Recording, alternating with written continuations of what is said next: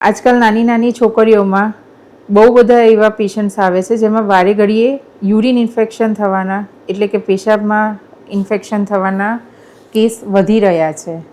તો એનું શું કારણ હોઈ શકે? મેઇન તો કારણ છે ને, બહુ નાની દીકરીઓ જે હોય છે 5 વર્ષની 6 વર્ષની, તો એ તો રમતમાં ઘણી વખત સુધી જ્યાં સુધી રોકી શકાય ત્યાં સુધી પેશાબ એટલો બધો રોકી રાખે છે કે પેશાબ કરવા જતી જ ના હોય. આખા દિવસમાં તમે એને પૂછો તો ગણીને 3 વખત પણ ના જતી હોય, અને એને પેશાબ ઓછું જવું પડે એટલે પાણી એ ના પીતી હોય.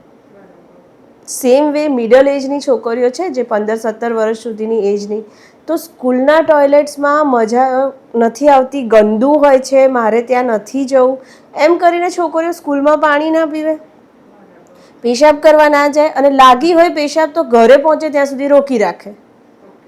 એના કારણે શું થાય કે એમને, આપણે તો જાણીએ છીએ મેડમ કે એક સિમ્પલ કન્સેપ્ટ છે કે જ્યારે પણ તમે યુરિન પાસ કરો છો ત્યારે એ પ્રેશરના લીધે થઈને થોડા પ્રમાણમાં યુરિન તમારા યુરેટર્સ થ્રુ કિડની તરફ પાછું જાય છે. એને કહેવાય વસાઇકો યુરેટેરિક રિફ્લક્સ. હવે આ નોર્મલી થોડા ઘણા પ્રમાણમાં હોય, પણ જ્યારે સતત આ રીતે પેશાબ રોકવામાં આવે ત્યારે કેવું થાય કે પેશાબ ખાલી થાય, અને એ વખતે ઓલરેડી યુરેટર્સ અને કિડનીમાં એના લીધે બેક પ્રેશર ચેન્જીસ આવેલા જ હોય, યુરિન ભરાઈ જ ગયો હોય, તો એ ભરાયેલો યુરિન પાછો નીચે આવે એટલે પાછો ઝડપથી પેશાબ લાગે, પૂરો પેશાબ પાસ ના થાય. કારણ કે ઘણા બધી વખત ત્યાં આગળ જો કોઈ પણ નળી છે અને તમે સતત ફૂલાયા જ કરો, પાછી સંકોચાય પાછી ફૂલાય, તો એમાં એવું તો થવાનું નથી કે એ ફરીથી સેમ કેલિબરમાં આવી જશે. એક લેવલે એવું થશે કે એ ફૂલેલી રહેશે, અને જ્યારે આ ફૂલેલું યુરેટર રહે ત્યારે શું થાય, ત્યાં આગળ યુરિનનું સ્ટેગ્નન્સ થઈ જશે, અને એ પડી રહેલા યુરિનમાં વારે ઇન્ફેક્શન થશે. તો દીકરીઓ માટે હું એક પર્ટિક્યુલર વસ્તુ કહેવા માગું છું કે મધર્સ, તમે સ્કૂલમાં વાત કરો કે બ્રેક્સ દરમિયાન અને in between the brakes girls toilet properly clean થયેલા હોવા જ જોઈએ. જ્યારે તમે તમારી દીકરીની કોઈ મીટિંગ માટે કે ક્યારે બી સ્કૂલમાં જાઓ છો ત્યારે તમે જાતે સ્કૂલનું ટોયલેટ વિઝિટ કરીને જુઓ કે બરાબર છે કે નહીં. ન હોય તો એની પહેલાં કમ્પ્લેન કરો, કારણ કે આ વસ્તુ તમારી દીકરીને રિકરન્ટ યુરિન ઇન્ફેક્શનથી માંડીને આગળ જતાં બીજા ઘણા બધા રોગો કરશે. તો પહેલાં જ જઈને આની વાત કરો, આના માટે કોઈ ગભરાવાની જરૂરત નથી. બીજી ઇમ્પોર્ટન્ટ વસ્તુ એ છે કે દીકરીઓને શીખવાડો કે પાણી પીવાનું રાખે. અત્યારે યંગ ગર્લ્સમાં મેડમ એક બહુ મસ્ત ફેશન આવી ગઈ છે, વજન ઉતારવાની લાયમાં ખાવાનું તો ઓછું કરે, જોડે પાણી પીવાનું ઓછું કરી કાઢે કે મારા બોડીમાં બ્લોટિંગ થાય છે. પણ બેટા, તે પાણી પીધું એનાથી બ્લોટિંગ નથી થયું, એ તું અમુક એક્સેસ સોલ્ટવાળી કે એવી વસ્તુ ખાઈ રહી છે, ક્રિસ્ટલવાળી વસ્તુ ખાઈ રહી છે, એના લીધે બ્લોટિંગ છે.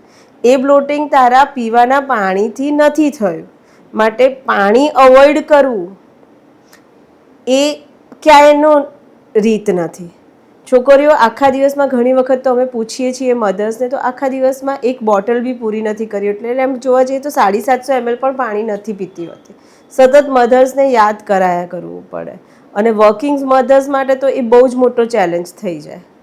અને દીકરી જ્યારે ફરીથી હેરાન થાય ત્યારે પાછું તકલીફ એને બી પડવાની જ છે, કારણ કે as V no in our society blame કોને જશે? મમ્મીને, કે તમે ધ્યાન ના રાખ્યું. પણ આ વસ્તુ યંગ ગર્લ્સે બી સમજવાની ખૂબ જરૂરત છે કે તમને જે જનાઇટલ એરિયાઝમાં ઈચિંગ થાય છે કે વારે યુરિન ઇન્ફેક્શન થાય છે, બળતરા થાય છે, એ બધાનું સૌથી કોમન રીઝન છે તમારું ઓછા પ્રમાણમાં પાણી લેવું. બીજું એક કોમન રીઝન છે સિન્થેટિક અંડરગાર્મેન્ટ્સ અને સિન્થેટિક લોઅર પેન્ટ્સનો બહુ જ યુઝેજ છે. અત્યારે કમ્ફર્ટના નામે કરી અને જે ખરેખર કોટન આપણે પહેરતા હતા કે યુઝેજમાં આવતા હતા, એ હવે ગર્લ્સ પહેરી જ નથી રહી. એ લોકોને બધી જ વસ્તુમાં લાયક્રા ઘુસાડવું છે, અને ખરેખર જે લાયક્રાના લેગિન્સ પહેરવા છે કે સ્લેક્સ પહેરવા છે કે શોર્ટ્સ પહેરવા છે, એ સિન્થેટિક છે કે કોટન મટીરિયલ છે, એની કોઈ ગણતરી જ નથી હોતી.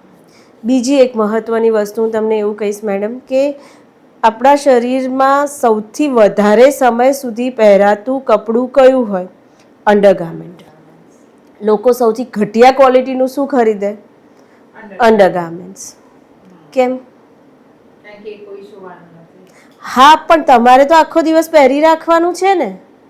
એની ક્વોલિટી કે એનું મટીરિયલ ખરાબ હશે તો એનાથી તમને સ્વેટિંગના લીધે થઈને ઇન્ફેક્શન થશે, કપડું ઘસાશે, છોલાશે, એના કારણે ઇન્ફેક્શન થશે, તો અલ્ટિમેટલી એ મોંઘું ના પડ્યું? એટલે આ એક વસ્તુ ખૂબ સમજવા જેવી છે. સાવ નાની વસ્તુ છે, કોઈ તમને કદાચ આ વાત કદી કહેશે પણ નહીં કે આ કેટલી મહત્વની વસ્તુ છે, but I am breaking the rule in this way કે ધ્યાન રાખો કે તમે કયા લોઅર પેન્ટ્સ કે અંડરગાર્મેન્ટ્સ પહેરી રહ્યા છો. ફેશનના નામે કંઈ પણ નહીં ચલાવવાનું. અને પાણી તો પીવું જ પડશે. ડૉક્ટર દવા આપશે એ વખતે મટી જશે, પાછું તમે બંધ કરી દેશો તો ફરી થવાનું જ છે. અને ગર્લ્સ માટે ખાસ વસ્તુ, સ્કૂલમાં ટીચરને કે મેલ હોય કે ફિમેલ ટીચર કોઈ પણ હોય, if you feel that you have to go and urinate, you have to say it firmly that I have to use washroom. આ વાત બોલતા શીખવી જ પડશે બેટા, નહીંતર તકલીફ આપણને જ પડશે.